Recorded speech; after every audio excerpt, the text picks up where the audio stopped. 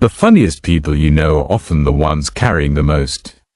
The person who makes the room laugh at a funeral. The friend who cracks a joke in the middle of a crisis. The comedian who, when the interviewer asks about their childhood, smiles and delivers a punchline instead of an answer.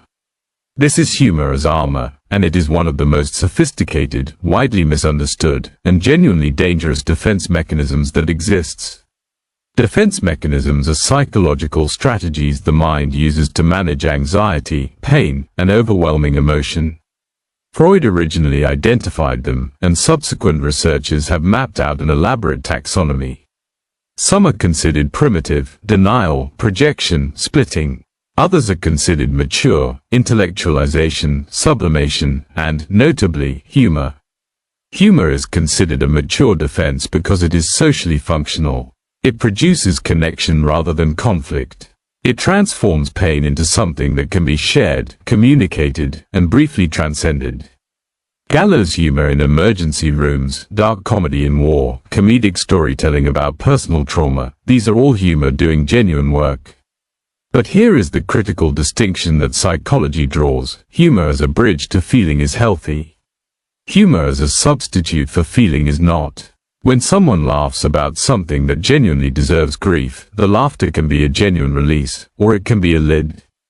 The question is, what's underneath it? Is the laughter a temporary container that allows the emotion to move through? Or is it a permanent cap that prevents the emotion from moving at all? For the people who habitually use humor to manage pain, the origin is almost always relational. Usually, they grew up in an environment where direct emotional expression was not safe or effective. Perhaps their household was tense, and their humor discovered that it could diffuse tension. The joke, deployed at the right moment, made an angry parent laugh. It made an unpredictable situation predictable. It gave them control in a situation where they had very little. Perhaps their emotional pain was treated as excessive or inappropriate, and they discovered that the same emotion, wrapped in a joke, was received rather than rejected. "Don't be sad about that" lands differently than "don't be so funny."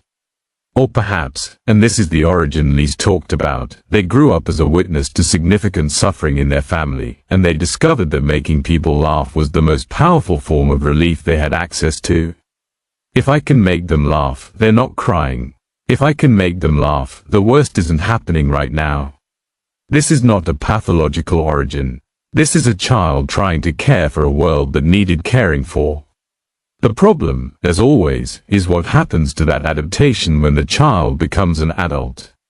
People who cannot access their pain without humor often find themselves unable to access the depth, not just their pain, but the full range of their inner life. Intimacy requires vulnerability. Vulnerability requires the capacity to be serious, to be affected, to be undone. The person who always has a joke available, who always reframes the painful thing into something clever or light, is constantly creating a slight distance between themselves and others. The other person laughs, but doesn't quite get in. The connection goes wide but not deep. They also tend to struggle in relationships where their partner needs earnest emotional engagement. A partner who is crying needs presence, not a quip. A difficult conversation needs weight, not wit. And the person who has built their entire emotional regulation strategy around levity can find themselves genuinely incapable of the heaviness those moments require, not because they don't care, but because the machinery isn't there. Perhaps most painfully, they often don't know how sad they are. Because every time the sadness surfaces, the mechanism fires. The joke lands before the feeling does. And the grief, which is real, which is there, never quite gets its moment. The lid eventually comes off. Humor as a defense mechanism works until it doesn't, and the moment of breakdown is almost always the moment when humor finally can't reach. The loss is too large. The pain is too specific. The joke won't come. When the person who always laughs starts crying and cannot stop, the people around them are often shocked, because there was no visible warning. But the warning was always there, in every joke that shouldn't have been funny, in every wisecrack at the moment that called for tears. The grief was never gone. It was managed. Therapy with these individuals often involves the slow, patient work of making it safe to be unfunny. To sit in silence, to have the face do what the face needs to do without the wit arriving to rescue it. If you use humor to armor yourself, first, know that there is nothing wrong with you. You found an extraordinary tool in a difficult situation, and in many ways it has served you well. Your ability to find lightness in darkness is a genuine gift. But gifts can be used compulsively, and the compulsive use of humor keeps the very people you're performing for from ever really knowing you. The funniest thing you'll ever do might be to sit still for a moment, in the company of someone safe, and say, "I'm not actually okay." That's not a punchline, but it might be the most important thing you've ever said.